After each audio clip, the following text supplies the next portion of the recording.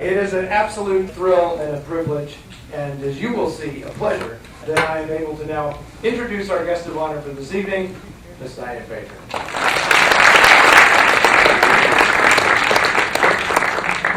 Sit here with all of you, lovely people who showed up. Terrific. I really did. Now, how much do you remember of actually making this film? This was a while ago now. 1965, Yeah, right? let's be honest, it was a while. Yes. Yeah, I remember. It's funny, I'm sure all of you have some things that you flash back immediately, you kind of retrace your steps. I mean, I can remember being just on the set, respecting Mr. Peck the whole time. I had such respect for that man, that the man you've seen, and you know, it's funny. He wasn't a sex symbol. He was just a wonderful, wonderful actor. Attractive, tall, handsome, sincere, truthful. And I think that's how I think of him. And I cry sometimes when I think we're missing that today. I just wish we had that kind of style. He was a humble man, he was kind, he was a good man. He cared about humanitarian causes. It's hard to think causes. He cared about humanity. And he worked that way. There wasn't a bad moment on the set. He was just there and willing and working. It's those kind of people that you remember. That's what I remember most, is the sincerity and the kindness and the sincere need to do a good job. Working with the director, working with me, respecting. And there was such respect on the set. Was he involved in any way in your being cast in this film? Do you know? I have no idea. I have absolutely no idea. I do. Funny story. I shouldn't be saying maybe this, but every time somebody comes up here, Yeah. they have that moment, and we say, "Now you must." No, but I do know there's somebody picked me because, that was important there and I probably was Mr. Peck, because I was doing a show called Policewoman with Angie Dickinson, and I'm standing there right across from her. She's the lead in the series, and she looked at me and said, "Diane, you got a part that I wanted." And I thought, wow. I said, "Angie, I had no idea, and I'm sure I must have lost hundreds of parts to you and every other actress in town. So I got lucky for once." But I never, and this was the part. And so I thought, well, she'd worked with him before and would have been the choice. But I would have thought probably if he'd enjoyed. So, but in any case, I was very happy to, I didn't know anything about that. I never knew any of those things, so.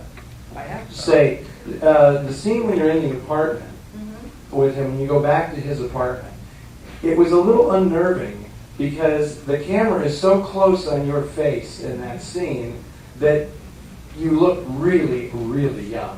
Yeah, I know. and then it cuts to Peck, and he could be your father in that scene. Yeah. Well, I thought about that later on, years later, when we've seen each other quite a lot after the film. But I thought, that was an amazing thing. They tried to make me look older. And the clothes. You're like 25, I'm going to say. I probably was about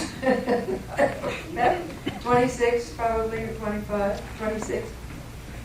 Maybe a year older, I'm not sure. In keeping with the spirit of the film, I can't remember. I can't remember. That's really his line, not mine.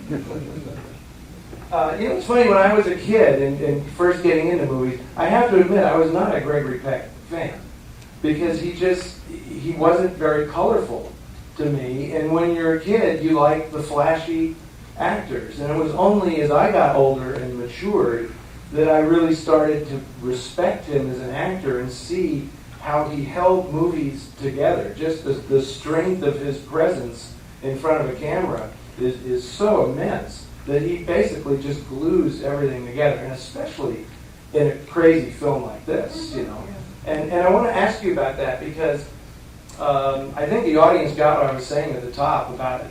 For the 1960s, this was pretty interesting in its use of flashbacks and very fragmented storytelling.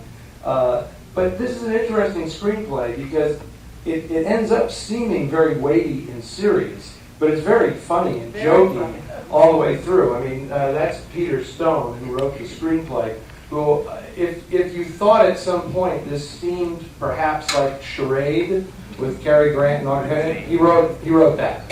So, there's North by Northwest, and you see Ava Marie Saint, and Cary Grant. Yeah. So there was certainly that quality to it. And I have to say, I think in stories like this that are so preposterous, the actors become even more essential because you have to really sell the absurdity of it all. You have to make the audience feel that this is really happening. And I think this cast is fantastic. Well, the cast, tonight I'm looking, I mean, you all remember all of those actors. We all remember them. And they're except for Leif Erikson and Kevin, there's irony in most of them. Their work historically has had irony. George Kennedy actually I've worked with several times in the past. He didn't have that same irony, but Walter Matthau is a given. I don't think he's ever done a film where there wasn't that irony or that gleam in the eye or the likeness. It's always there as a sort of funny part of his character. He was always funny. It was a damn shame. I don't know what he was doing on the day they shot his death scene, but he wasn't there because it was perfectly obvious in the film that he is not the guy lying on the table in the office. So it's really a shame in movies like this when the big feature player, who's the most colorful character in the film, has a death scene and you don't get to see him. Well, there's a lot of things you didn't get to see, which I really liked about this film. When I worked with students at the school, they love to show the blood, gore, and all that stuff. And I really do happen to love movies where the suggestion is there, and it's not always that you have to see everything so badly. I mean, the hands with the blood with Peck in the room, when we didn't really see the body again. You saw it in shadows. But it was, I think, very effective and a little Hitchcockian in that way. Did you like the wrestling scene where they used the match on TV and places to fight? That was pretty good. But also the fact that they're on their way through a building to see a death has occurred, and you have them having a little tea party with a little girl next door. I mean, that's unusual in this kind of a suspense mystery to take that little bit out. They could have cut that. It didn't mean much. No, that's my favorite thing. I love and then I loved Anne Durand. Anne Durand, dear Anne, who was I used to tease her through the years. Every time I'd see her, I'd say, "I'm deaf and blind." Why she had the blind? I'm deaf and I'm blind. Now, the scene that you brought up with the little girl, that's really fascinating to me because Sheila's character is such a cipher up until that scene. And then it's amazing. It's like a light switch goes on, and suddenly you have this revelatory scene where Sheila suddenly is a person. Yeah. And your performance changes entirely. And it was just great. I mean, I really think at that point in the film that was totally needed. That suddenly it was such a puzzle that this humanity had to come into play. And I just think that it's impossible to take that scene out of the film, really, because that's when those two characters come alive. We always think back, I think, when you're in the field, when you see yourself. Back those days, I keep thinking, God, I would have been a better actress if I could have just done this. I would have been so much better if I could have done that. Or not been, all those things come back to you, and I'm sitting there, I wanted to crawl out on the carpet to the back before I got here. Okay, now that we know that you're a supreme craftsman, tell us now, this is like acting class. I want you to tell us what was something you would have done different in this film. You don't want to sit and be in a classroom with a teacher. One example, and then we'll get to the good juicy stuff. Okay. Okay, well, I think I gave in too much to that. I don't know. They're being cute and also trying. I think vocally, I would have liked to have been less smooth and been a little more apprehensive and been a little more truthful in moment-to-moment acting that I've now come to really appreciate, and that's the Meisner moment-to-moment. Every little move, I would have loved to have had more connection with him, more deeper connection with him. Everything with me is about deep, get deeper.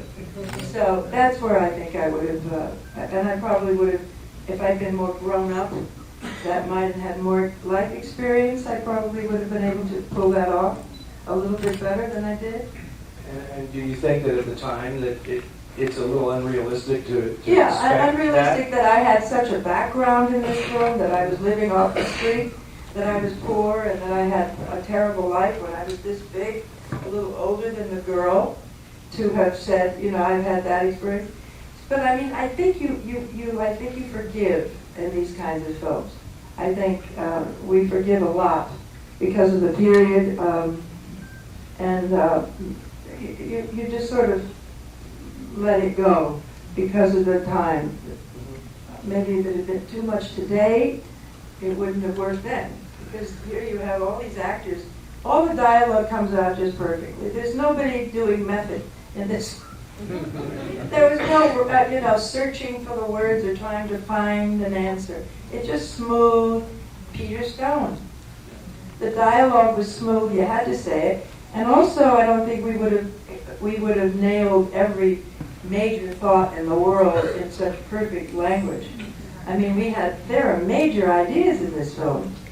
Major things about life and death and the world that you probably would have done more in subtly if we were doing it today, and not nailed everything perfectly with dialogue so much. It is interesting because I think that the sense you get watching this is that Stone is injecting all of these big thoughts. Every idea that he ever had. Into what's otherwise just it's like a romp. I mean, you can't take any of it seriously. Yeah. But it is really fascinating. But it's really big ideas. Because he is making real little statements along the way about modern life, and the psychiatry and the dehumanization of modern life, corporatization, nuclear energy, the peace movement. I mean, it's like, wow. I think he had seen a Manchurian Candidate at some point, and it was like, oh yeah, we're going to do one of those. But it's really kind of a remarkable film.